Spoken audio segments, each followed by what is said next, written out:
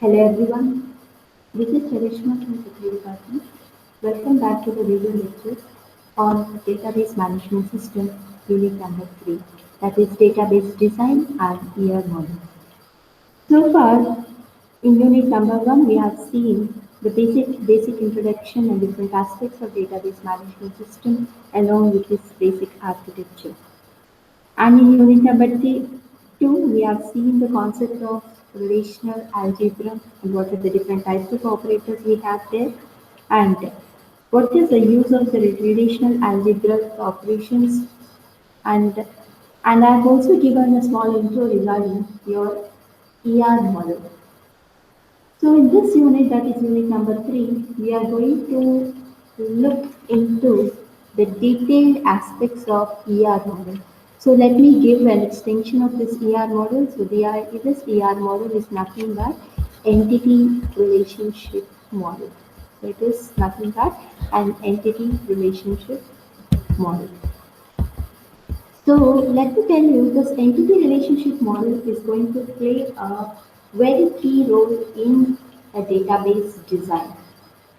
So let me say this is something which is going to make a layman or a common man to understand how the database is designed for his requirement. So in this unit number 3, we are going to look into the aspects of overall design process of a database and what is meant by an entity relationship model and different components of entity relationship diagram, and we are going to extend this topic further with a complicated structure of ER model. So if we have a ER model given with all the elements given in an extended aspect, so how to understand that ER model? So what does each symbol represent? So that is what we are going to see in this. And now we are also going to look into the weak entity sets concept and how to reduce or how to convert an ER model into a relation. So I already said a relation is nothing but a table.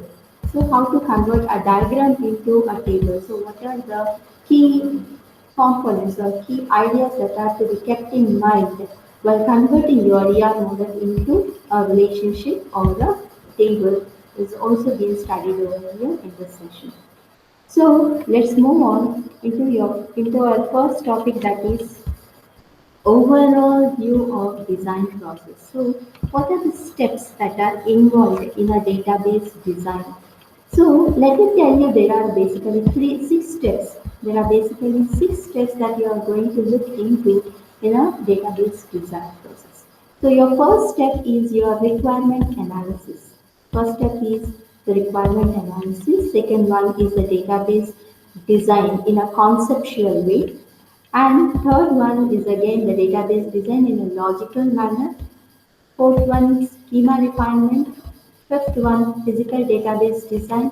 And last one is application and security design. So let's try to understand each and every aspect of this database design component step by step. So I already said your first step is requirement analysis. So what is this requirement analysis going to do in the database design? So before that, let me make one thing clear. So it's not like a database is designed directly by the programmer without any groundwork. So the process would be something like this. A client would approach a programmer or a database designer with a requirement. So let us take our institution. So our institution has planned to design a database for its students so that it can store all the data of the student in one particular location. So whatever the data may be, it can be regarding the academics, it can be regarding the sports, whatever it can be the data regarding the hostel details.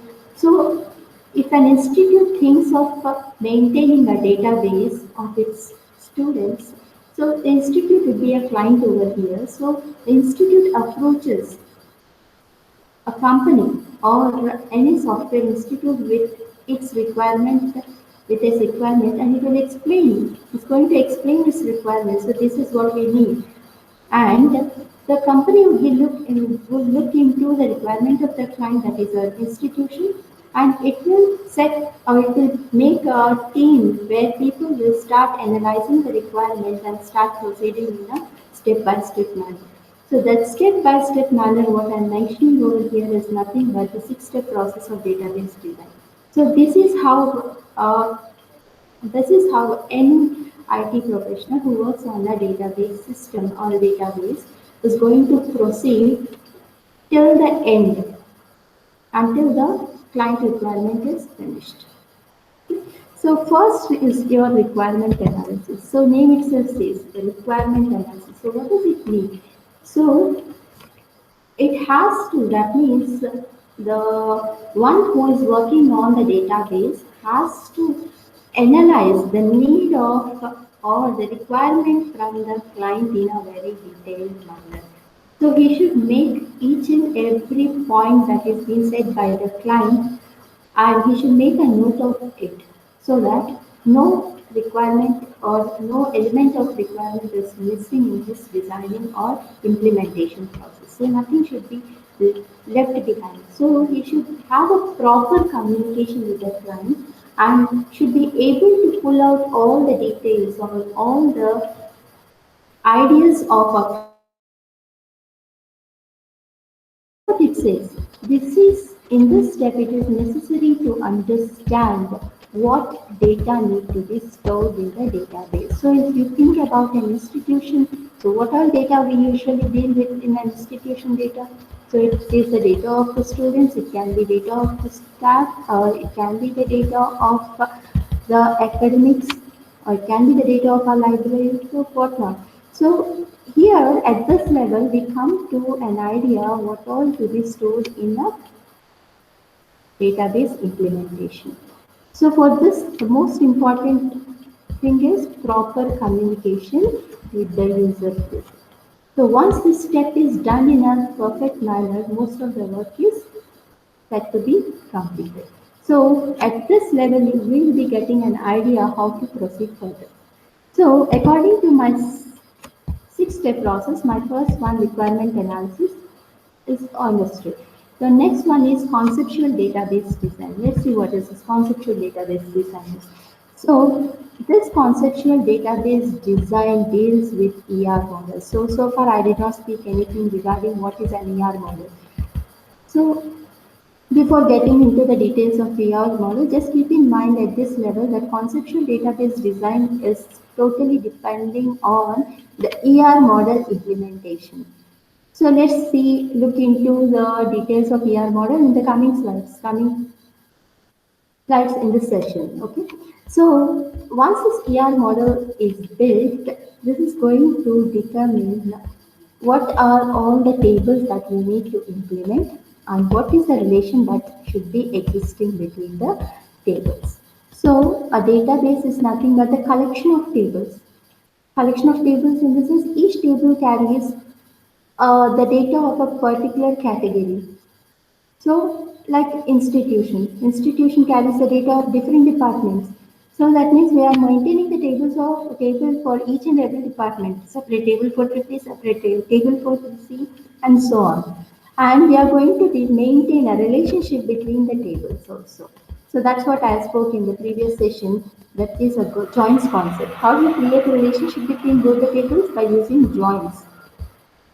Okay, so one thing should be kept clear, one thing should be very clear in the second step is about the ER model. So conceptual database design is about the implementation of ER model. So what is the goal of this one? So the goal of this design is to create a simple description of data that matches with the requirement of the user. So it is going to give you a brief account on what you are trying to implement in the database, and you take this ER model to your client and try to explain what is that you are going to do here. Next one, once the client is satisfied with what you have planned in the database, once he's okay and he gives his approval, you have to proceed for the logical database design. Logical database design is nothing but your conversion of ER model into relation. conversion of ER model into relation. What does it mean? So this ER model, I am not going to explain this ER model now. Just keep in mind, ER model is being converted into relational database, and I'll explain in detail in the coming slides. So this ER model is converted into relationship. So what is meant by a relation? Relation is, again I said, it's a table. You're converting a diagram into the table using some logic that is called as logical database design. So sometimes this logical schema is being implemented to let this work done. That means I already said what is meant by a schema. Schema is nothing but a blueprint of your database. ER diagram is different from schema. So schema is something which is used by the programmers for moving further or proceeding further. So it's a blueprint, and this programmers take the help of schema where actual idea about what tables have to be created and what tables in that table, what are the attributes that should be kept as primary key and what are referring to the other table like foreign key, and what is the relationship between the tables. So those things are not represented in a diagrammatic manner, but this will help you in moving further in converting the ER model into relationship. So each and every step will be clearly understood once we move further. So this is about the logical database design. So your step number 4, that is schema refinement. So I already said once the ER model is converted into a relational schema, once a ER model is converted into relational schema, so we can't assure that whatever the schema we have planned, that means one thing should be clear, who is going to design the schema? Schema is going to be designed by the data administrator. Schema is being designed by the data admin, let me call it as admin. So that admin will be responsible for designing the schema. And we cannot assure that whatever the schema designed in my previous level, that is logical database level, is final. So there might be a chances of some changes that has to happen depending upon the changing requirements of the client. So if the client's requirement is changing at that particular point, you can't proceed directly with the schema that has been planned previously. So there should be some changes done at that level. So that will be taken care. That is at level number 4, that is schema refinement. So you are trying to refine or you are trying to make changes in the existing schema, looking into all the potential problems. You will be sorting out all the potential problems at this particular level, making sure that this level schema is said to be the final one to proceed further in the database design. So what is happening at level number 4? You are already ready with the schema that has to be implemented and has been approved by the user and the data administrator. So once this step is done, and if you are ready with the schema, we are going to proceed for the physical database design. So this physical database design is about creating your tables. So simple. Physical database design is all about creating the tables. So in schema level, you were just having an idea what tables are to be created and what should be the attributes of the table. There, we did not speak anything about creation of tables. We were just having an idea what tables to be made in this database. But now you are coming into an implementation process. That is, in step number 5, you are implementing your database. You started implementing your database, and at this level, you are using your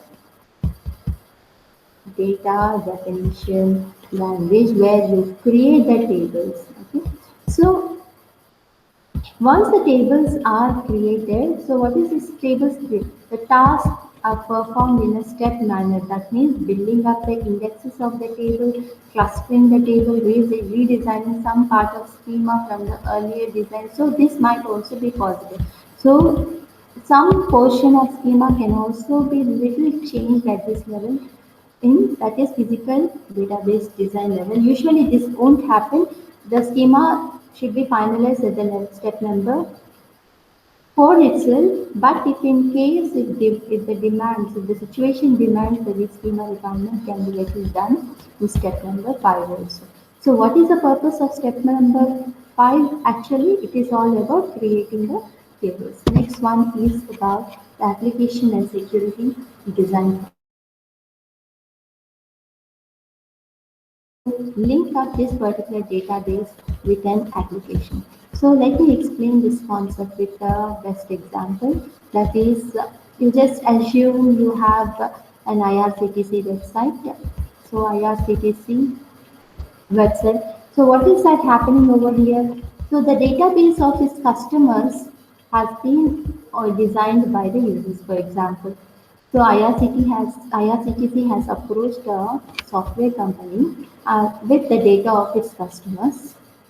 So what is this going to do? So the data will be made or it will be designed in a proper manner by the company. At the same time, it is going to link up the data with an application. Application means something like a web page what you are going to see once you click www.irctc.org. So once you click in, it will be navigating you to a web page where it will ask you it will ask you the username and password. Username and password. Once you enter a valid username and password, it will navigate you to a web page where you can see all the details of IRCTC homepage.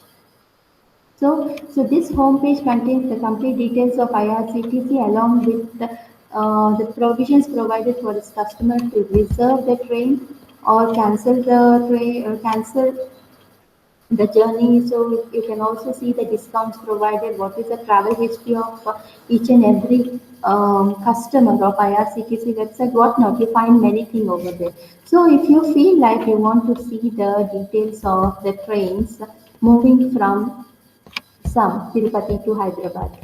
So in that case, what you give, you just enter your from address, from code and to code. In that case, it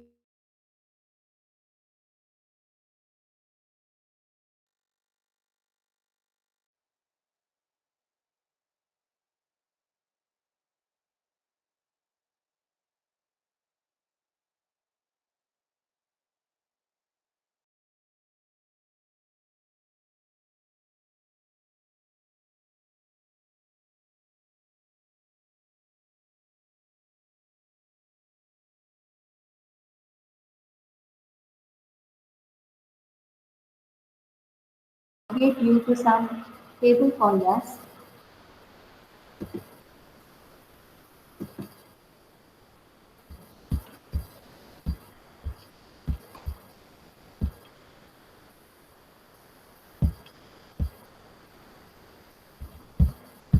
It's going to navigate you to a table. That means what is that you are doing? You are using an application or you are going to use a media through which you are navigating to a table or a database.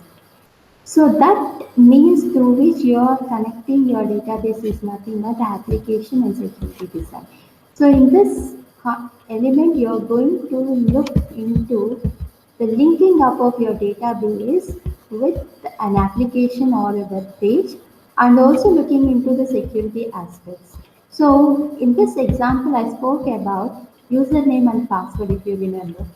So what is that I'm going to do there? I'm entering my username and password and this is checking whether I'm an authenticated user or not. So this checking process is said to be the security. So that is, it is going to check whether I'm an authenticated user or not. If I'm not any authenticated user, I'll be just popped up or I'll be stopped from moving further. So this is one security aspect that is provided over here. Same way, in the complete database design process, it is very mandatory to look into the security aspect because data is said to be very sensitive, which has to be given utmost priority. Proper security should be provided for the data so that only the valid user can look into the data or access the data.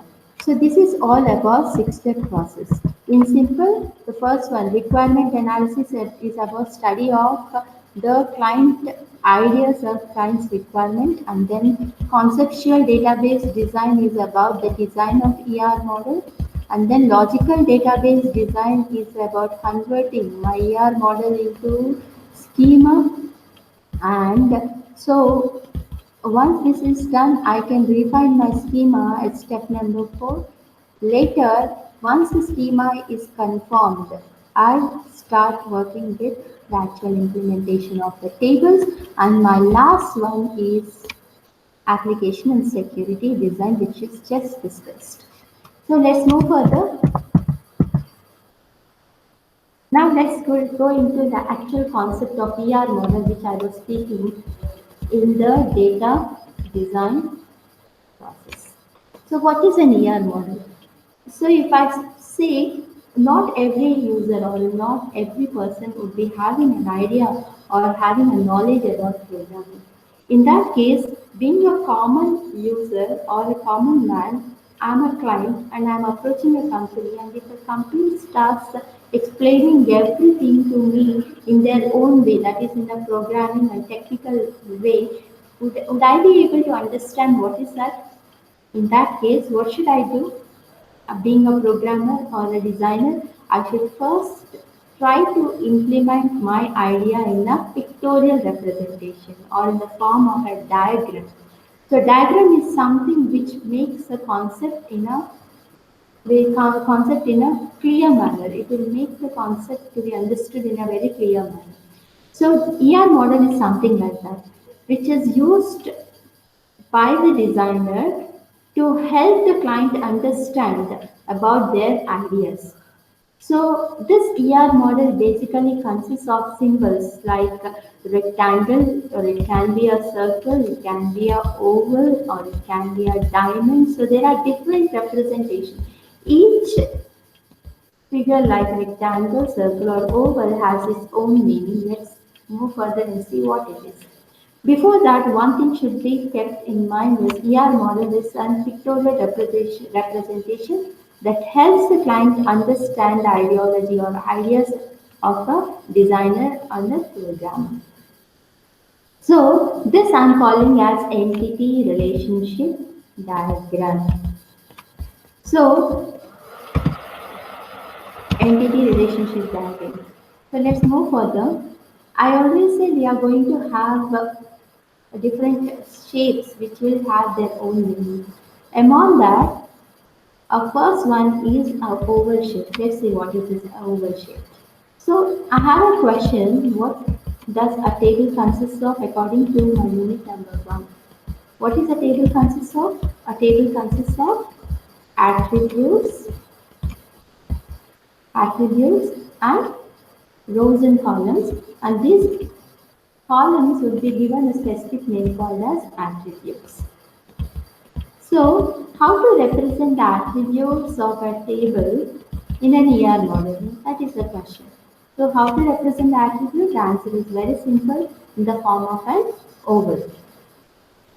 So, properties like roll number. For example, if I have a table called as student, the student table's name is student, and it's having the attributes called as roll number, name, date of birth, age. In that case, how to represent the attributes here? In the form of an oval, and then in this oval you can mention the name as roll number inside the oval. Roll number, name, date of birth, and so on. This is how we proceed. And then, if in case I want to mention one attribute as a key. So what is meant by key? Key is something which makes the data unique, if you remember that, which was explained in previous session. So key is something which makes the data unique. So among these attributes, say for example, I have roll number over here, I have roll number, name, date of birth, age, address. So among these attributes, which can be considered as my key, roll number. So roll number is something which is considered as key. So how to represent that particular roll number? Roll number can be represented by an underline. So of course roll number is an attribute again. So it should be represented in an oval. And then as this roll number is taken as a key, I have to just put an underline, under the roll number. So that will make the user or a client understand this roll number is taken as a key over here among the different attributes of table called as student. So far we have discussed two things. One is attribute, which is represented in oval, and second one key attribute, which is represented by an oval along with an underline. So next one is my composite attribute. So what is meant by composite attribute? Let's see. So if I take an example that is address, I have an attribute called as address. So can you write your address in a single word? No. So address is something which consists of a combination, which is a combination of 3 to 4 lines. Combination of 3 to 4 lines. So how you segregate your address? First, write your door number, followed by street name, followed by the landmark, and followed by district, followed by city, and then state. So you can segregate your address this way. That means it is a combination of different elements, that is street, city, state, and country. This is how you segregate your address. So why are we not doing in a single line? The problem is your database, that is table, cannot hold sentences or the lines. It holds single values or atomic values. It encourages atomic values. In that case, you can't write all your complete data in a single location. So you just segregate your main attribute called as address into sub attributes. So what are the sub attributes I have for address? Address segregated into city, street, state, and country. So if you are having this kind of attributes that can be splitted into sub-attributes, those are called, that kind of attribute is called as composite attribute, and the example is address. Address is the example of composite attribute, which can be segregated into sub-attributes. So again, the sub-attributes are also represented in the form of ovals. That is very clear because even those are called as attributes, so it should be represented in the oval. So your next attribute is multi-valued attribute. Multi-valued attribute. So can I have, is there any guarantee like I have only one phone number? So there might be a chance of having an alternate phone number as well. In that case, what should I do? I have certain attribute name called as phone number that should allow me to enter more than one value over there.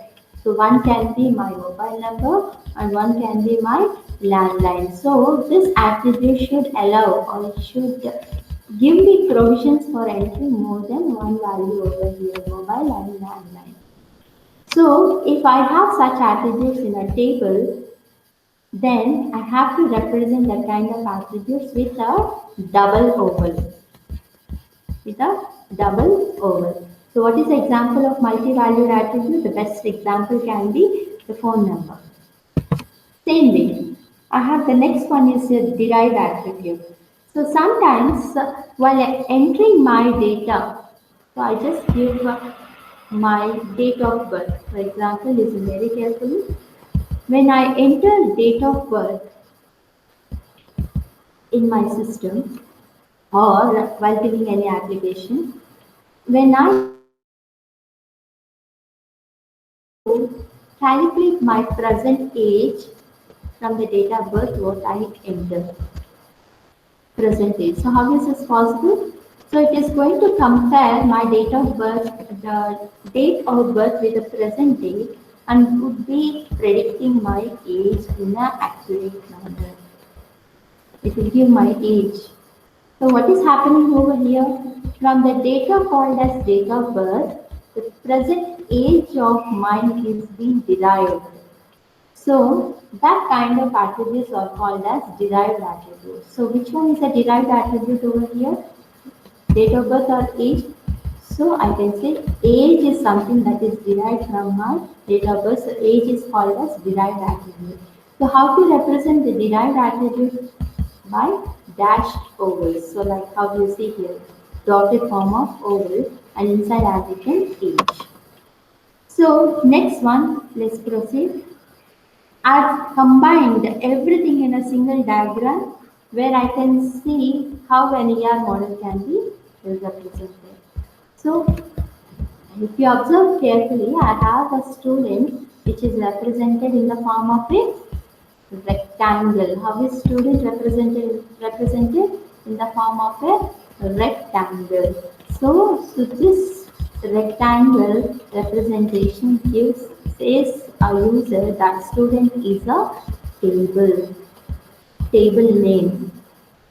Something that is represented in the form of a rectangle says that it is a student and it is a table name. Or I can call it as an entity. I can also call this table as an entity. So let's move further. Called as entity. Now let's see the different types of attributes in a single representation. Look here, roll number, name, date of birth, country, state. So in that, what is this roll number and name? These are the simple attributes. Or what is date of birth? Just now I said this is a derived attribute. So and then normal attribute, and then proceed for the phone number. What is phone number? It is a multi-valued attribute which encourages more than one value. And age is a derived attribute, and coming to the address, which is a composite attribute in a single diagrammatic representation. So let's move further. What are the components of ER diagram? So I've just spoke about what is meant by an ER diagram. So what is an ER diagram? This is a pictorial representation that gives a user about the implementation of the database in a diagrammatic manner. So this ER model mainly deals with these aspects. What is that? An entity, attribute, and relationship. Just now we spoke about the different types of attributes over here. So this concept is covered. So what are the concepts we have to look into? Entity and relationship. Because your ER model consists of two elements, entity and relationship. So let's get into what is entity and what is meant by a relation.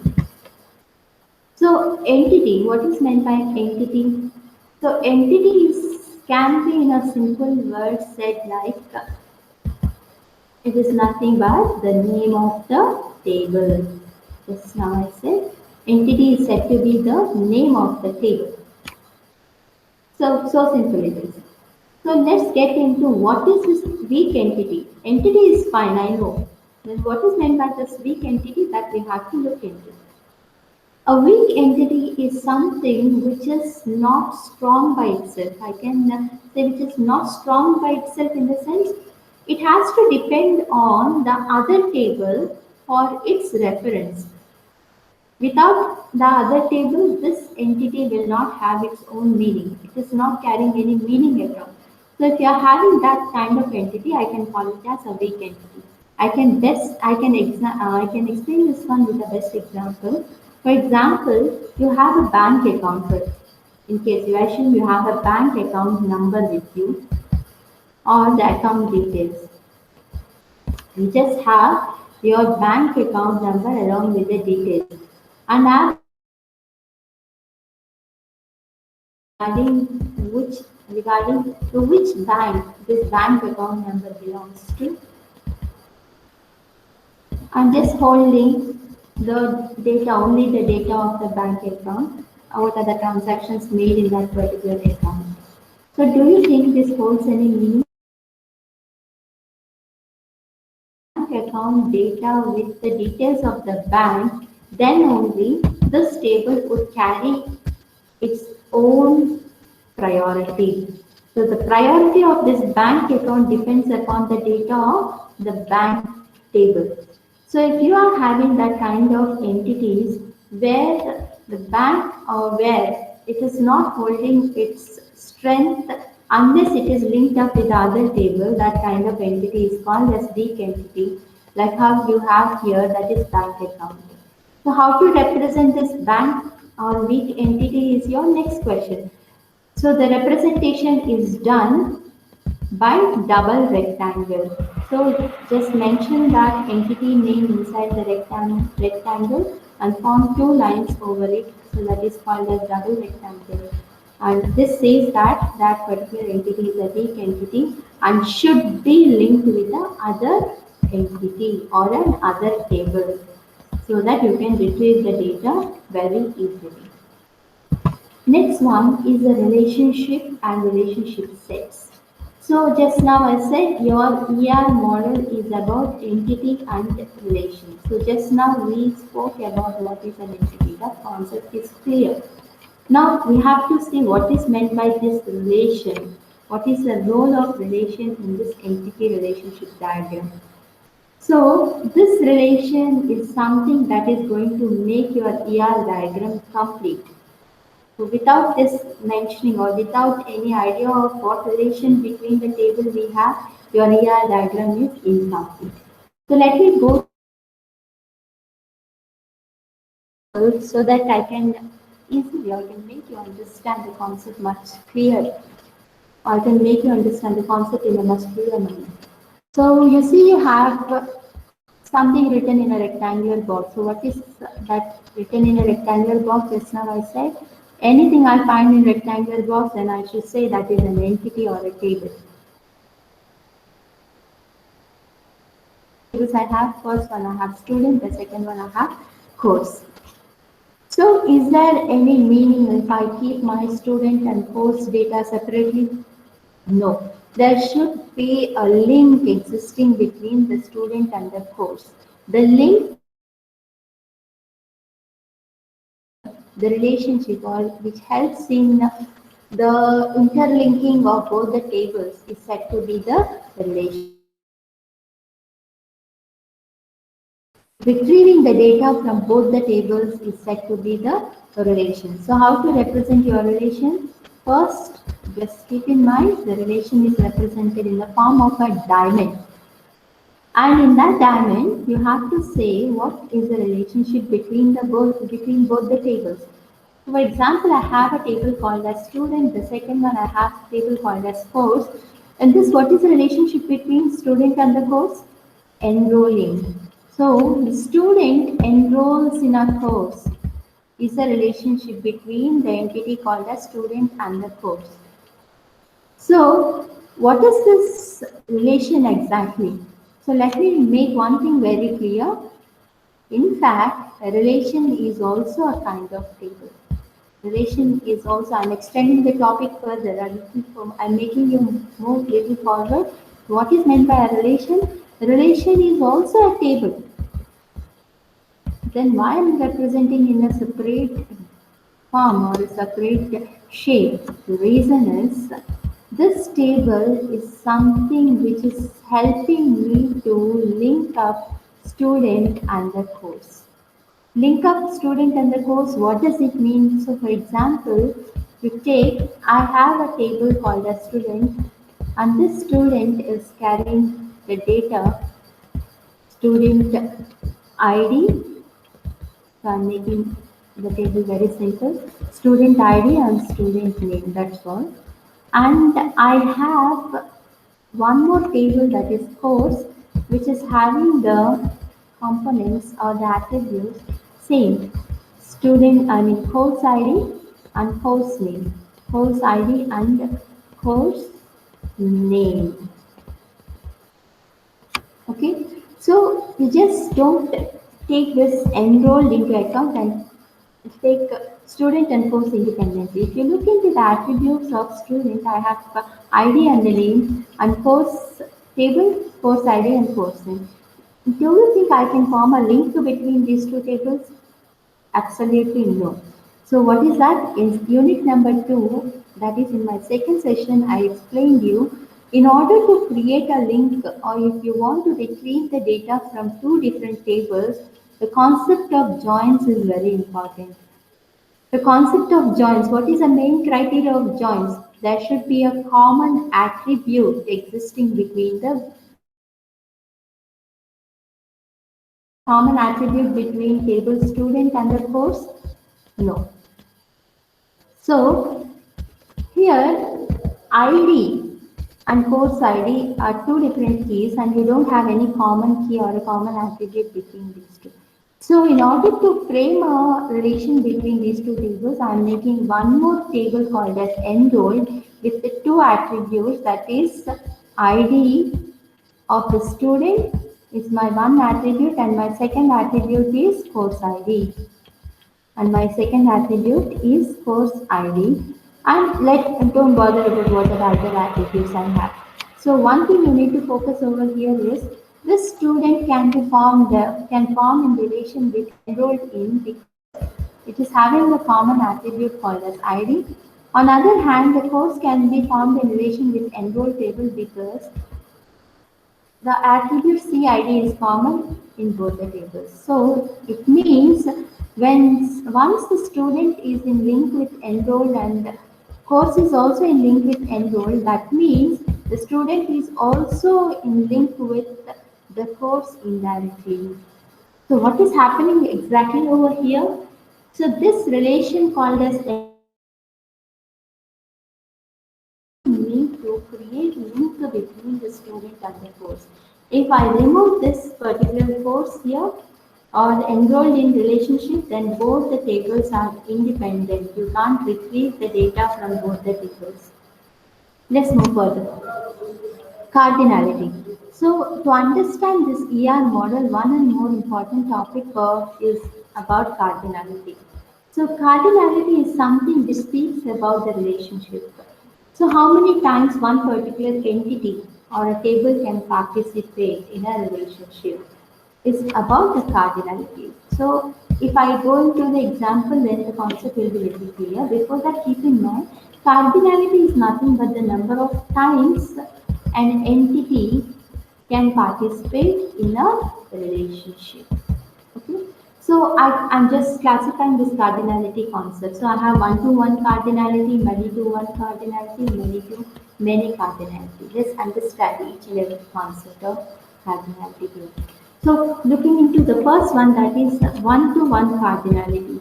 So what is this one-to-one cardinality speaks about is if I have an entity called as person, let's go to entity called as person and I also have one more entity called as passport. So just think in mind how many passports a person can have? Only one. How many passports a person can have? Only one passport. So a person has one passport. And at the same time, how many for how many persons a passport can be given? I have one passport. For how many persons I can allocate the passport? Only again for one person.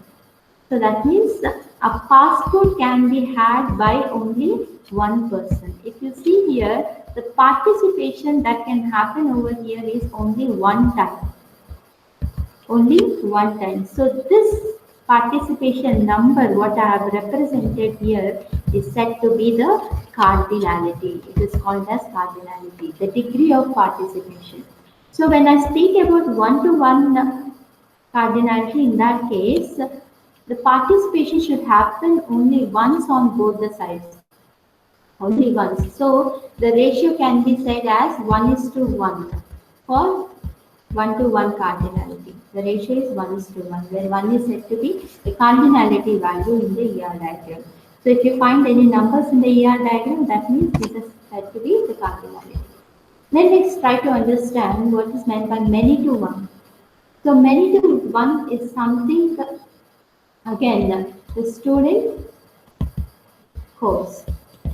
Student and course. So what is happening? A student, if I have a scenario where a student can be enrolled in only one course.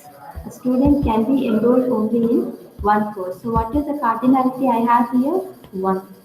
At the same time, how one student? No. A course can have more than one student. So let me take that number as n. N. So that is N is said to be more than one. That means many to one condition. Many to one condition. So here the cardinality ratio is N is to 1. Next one is my many to many relation. Same way here.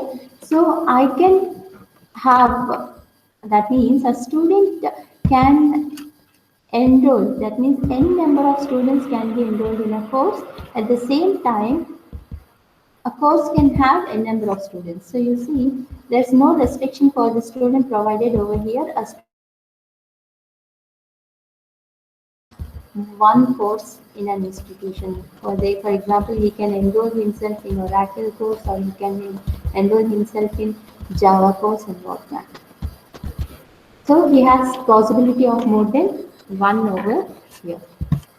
Next one is descriptive attributes. So what is meant by descriptive attribute? Let's see. So sometimes you may have to explain or give the data regarding the time from which you are working on. So this is an example. So I have a person who is working in a department from January 1991. So where do you mention this one? So this one has to be mentioned in the works relationship. Works relationship along with the attribute called as since. So I have a relation called as works in, and in that I have added an attribute called as since, where I will be mentioning the date from which he is working in the company. So one thing is very clear from this particular concept. Even the relationship can have attributes. Why? I already said a relationship is also a table. In that case, definitely I should be having attributes also over there. Okay, so this is called as a descriptive attribute. So where do you have the descriptive attribute? Look for the relationship. Descriptive attributes are confined to the relationship, not for the entity. So a few features that has to be explained here, that is extended features of ER model.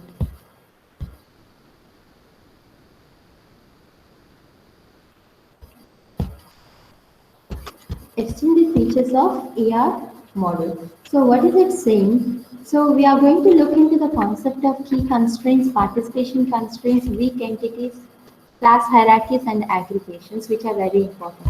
So along with this, we are also going to study the concept of generalization and specialization, which is again very important in ER model concept, generalization and specialization. So let's look into the first two aspects, that is key constraints and participation constraints. See, when we proceed for any work, into the work. So what is the use of these rules?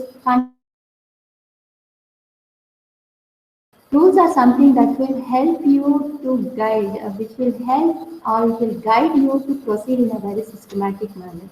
What to do and what not to do will be set in the rules, and this will help you in making your work in a systematic and well dedicated manner.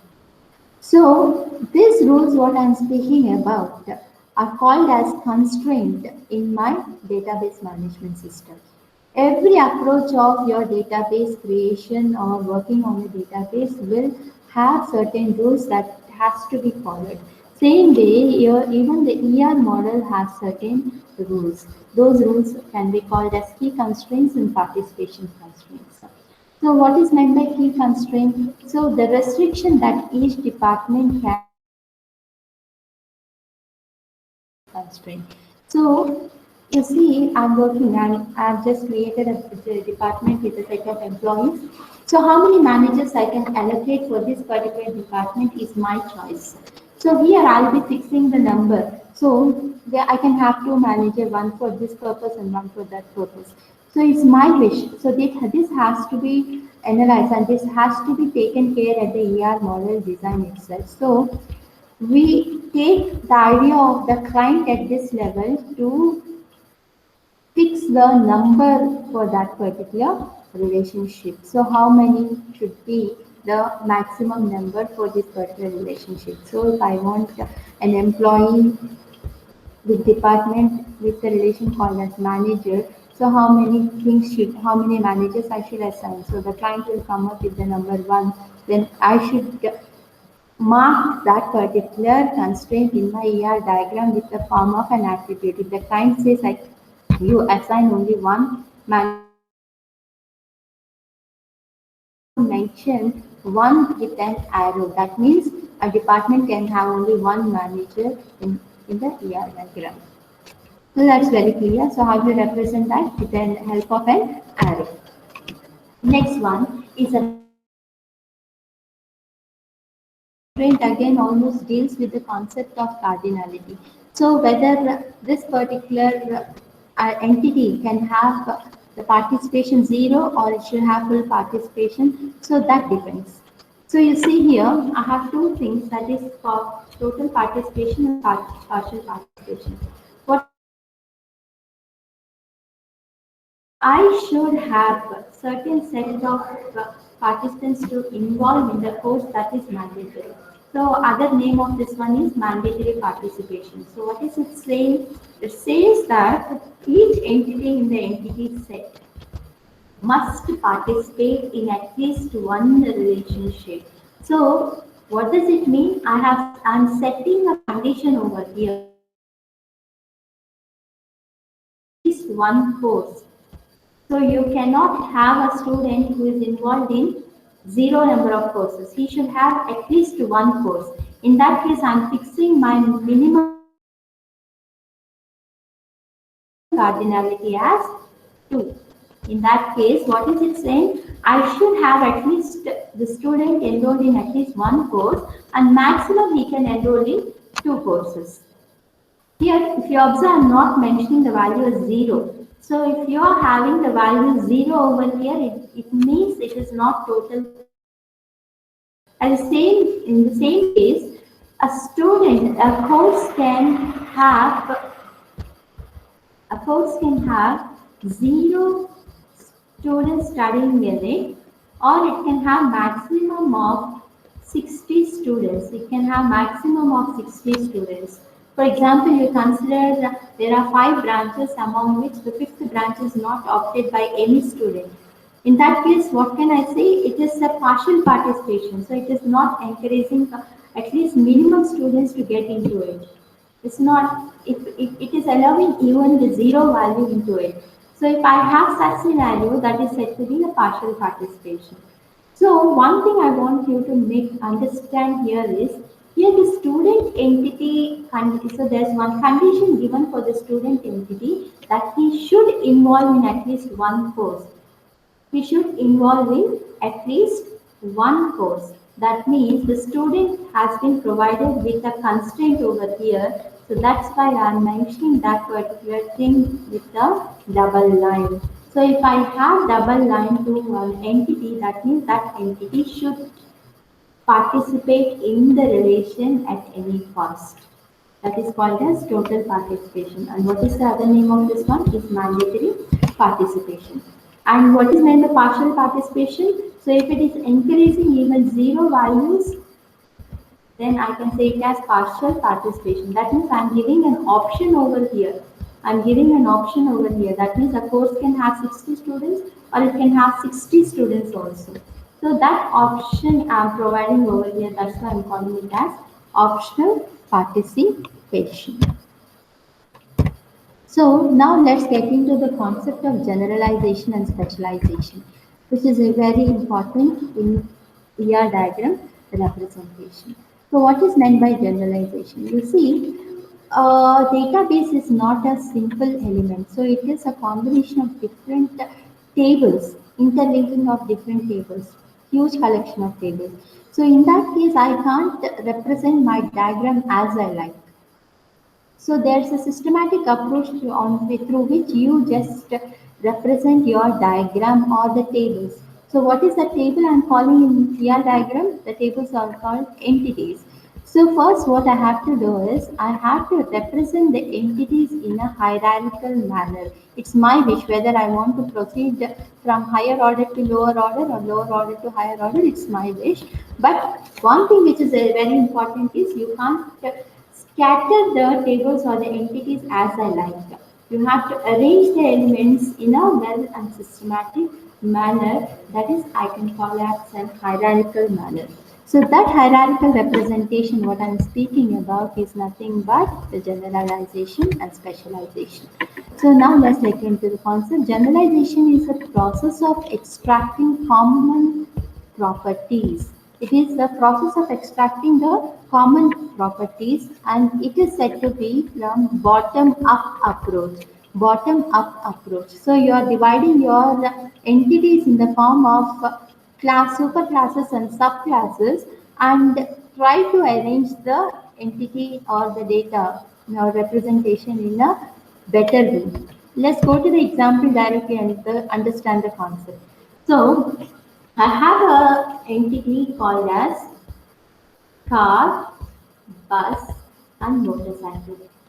I already said generalization is bottom up approach. So you approach from bottom to top. Bottom to top. So at the bottom you look here, I have an entity called as car, I have bus, I have motorcycle. So to which category these all entities belong to? So this car, bus and motorcycle belong to a category called as vehicle. Belong to a category called as vehicle. So what I'm going to do is going to link up the entities car, bus and motorcycle to an inverted triangle. Inverted triangle, that is writing as is A inside is A. Is A inside the inverted triangle, and then link up to the main category. What is the main category over here? Which is vehicle. So the categories, that is car, bus and motorcycle, I'm calling as superclasses, and this vehicle is said to be the car, bus, motorcycle are said to be subclasses, and vehicle is said to be the superclass. I'm clubbing out the segregated attributes. What I am going to do in general is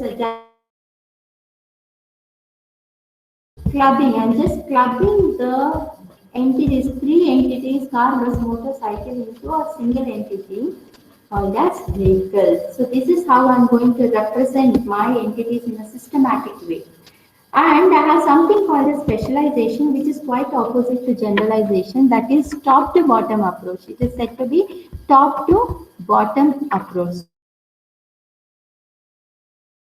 Have a main category called a superclass, and I had a requirement to break the main category into subcategories. So that is called as specialization. Same, I'm taking same example over here. So let me take a pointer. I have same example, that is vehicle. So vehicle, what all things I can have under a vehicle? So same, you take an inverted triangle, vehicle connected to an inverted triangle with is A written inside, and now you just break the vehicle superclass into subclasses, that is car, bus and motorcycle. So this specialization is said to be top to bottom approach. So this generalization and specialization can't be studied in a separate topic. Actually, these go hand in hand. Generalization and specialization topics are related to each other. So almost means the same, but little vice versa. So you can follow any one method in your ER model representation, both will go fine. It's your wish whether you want to represent in a generalized manner or specialized manner, or even the reading can be happened as you like. Now let's come to the topic called as inheritance, which is a little extension of generalization and specialization concept. So when I break my superclass into subclasses, there should be some inheritance that should happen. Let me call the vehicle as a parent. And if I'm converting my, or if I did drawing parent, if I'm drawing a few children out of parent, so let me take car, bus and motorcycle as children. So when I'm pulling out the children out of parent, what is happening? There should be some features that should inherit from the parent, isn't it? Same here. in this concept of generalization and specialization also, you have something called as inheritance where the entities or the attributes, I'm sorry, the attributes are being inherited from higher level to the lower level. The attributes are being inherited from higher level to the lower level.